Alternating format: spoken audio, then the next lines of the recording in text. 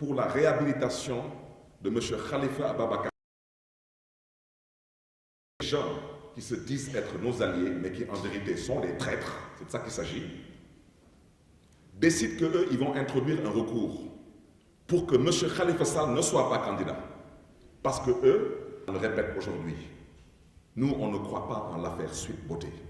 On considère que c'est de l'injustice. On ne considère pas aujourd'hui que c'est encore de l'injustice. Ce qui se passe actuellement, nous considérons que c'est injuste parce que nous considérons qu'en 2023, la démocratie sénégalaise aurait dû dépasser le stade de chercher à dissoudre un parti politique. Mais je rappelle qu'un parti politique, c'est aussi soumis à des lois et à des règles. La conquête du pouvoir se fait exclusivement par la voie électorale. Il n'y a pas d'autre voie. Et ceux qui ont voulu choisir l'autre voie, je l'ai dit, je le répète et j'insiste, ils n'auront pas de résultat. Le Sénégal a été et restera une république. Ces gens doivent savoir une chose. La situation qu'ils vivent actuellement, nous l'avons vécue avant eux, mais dans la dignité, dans la sérénité, dans la lucidité. Mais je vais vous dire la mère à l'Assemblée nationale. Quand ces gens qui se disent être nos alliés ont été déboutés par la justice sénégalaise, lors du vote pour la réhabilitation de Khalifa Sall pour être candidat à l'élection présidentielle, ils ont tous boudé la séance. Alors on parle de quel traître ici? Wolof Ndiaye nee na tontu du forox. C'est pas parce que M. Khalifa Sall am yàlla mooy buur ñàkk yàlla mooy buur. Nous ne sommes pas obnubilés par une élection.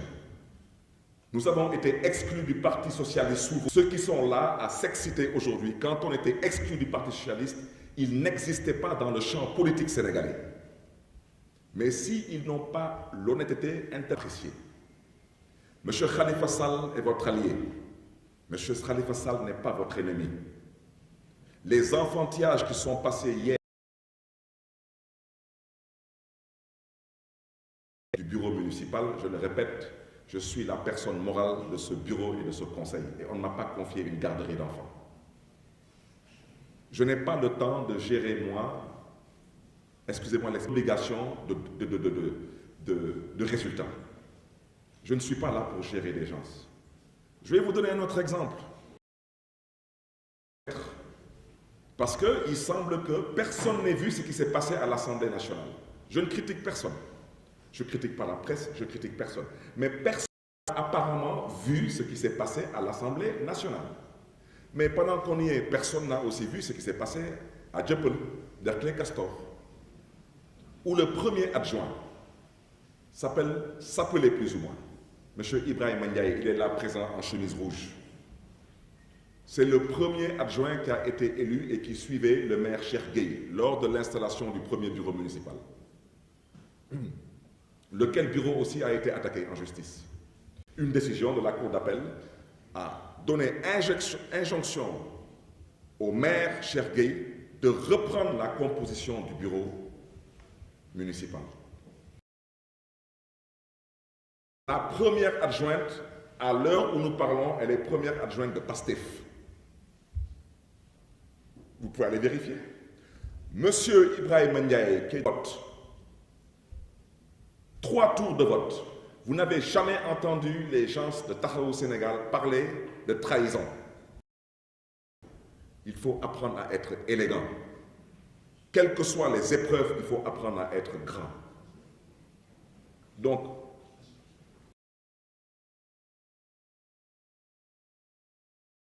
vous n'avez entendu personne de Taxawu Sénégal parler d'éviction ou d'injustice ou de trahison.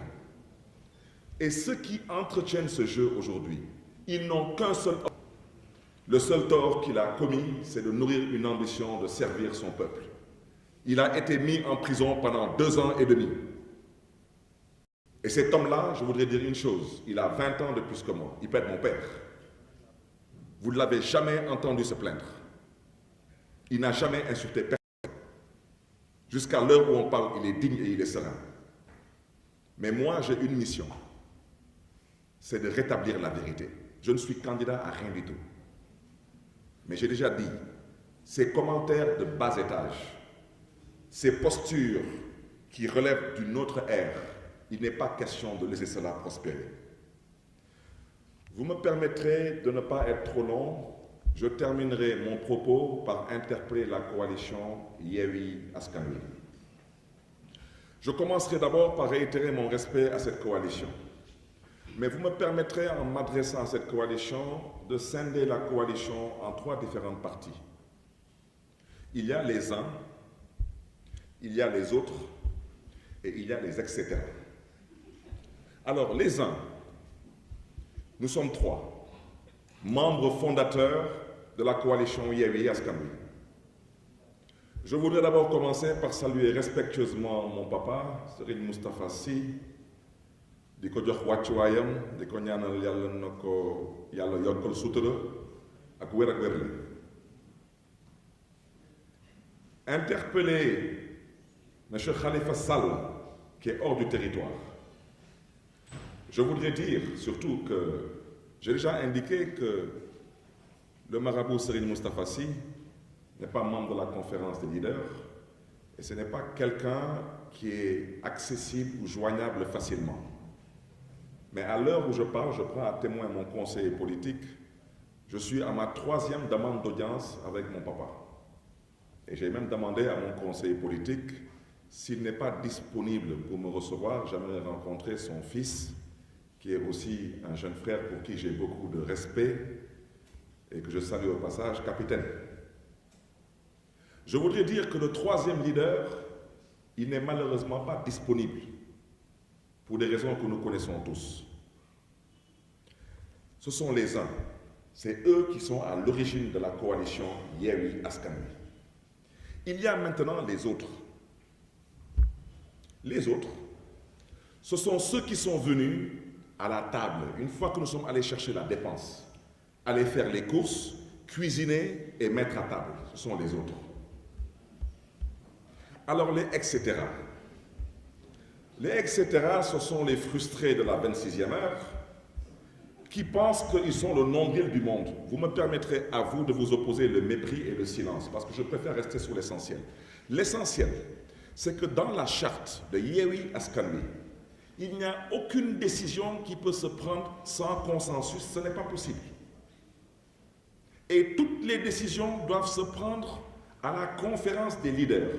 Comment dans le groupe des uns, l'un est malheureusement empêché parce qu'étant incarcéré, l'autre étant injoignable et Khalifa Sall étant hors du territoire. Ils se sont rencontrés où pour sortir un torchon de communiqué qui veulent faire croire à l'opinion que c'est la conférence des leaders qui s'est exprimée. Alors maintenant, je voudrais parler aux autres. Je vous invite à la tenue et à la retenue, parce que vous faites pitié. Et je vais vous dire une chose.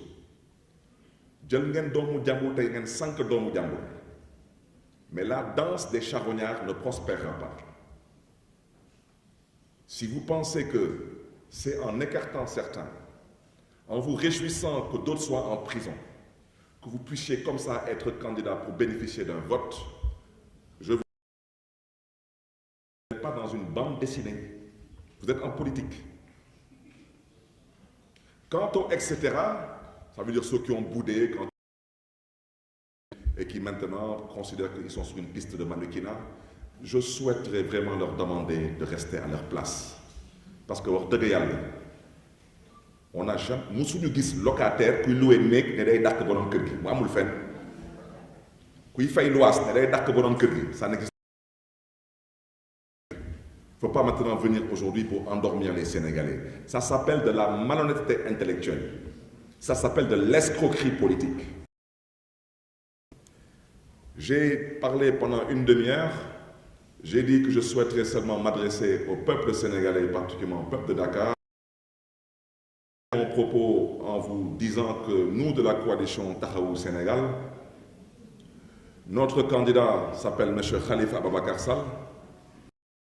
Je rappelle à certains qui veulent aujourd'hui faire croire à une certaine opinion qu'il se peut qu'il y ait une lune de miel, ou bien il se peut qu'il y ait un bourreau axo.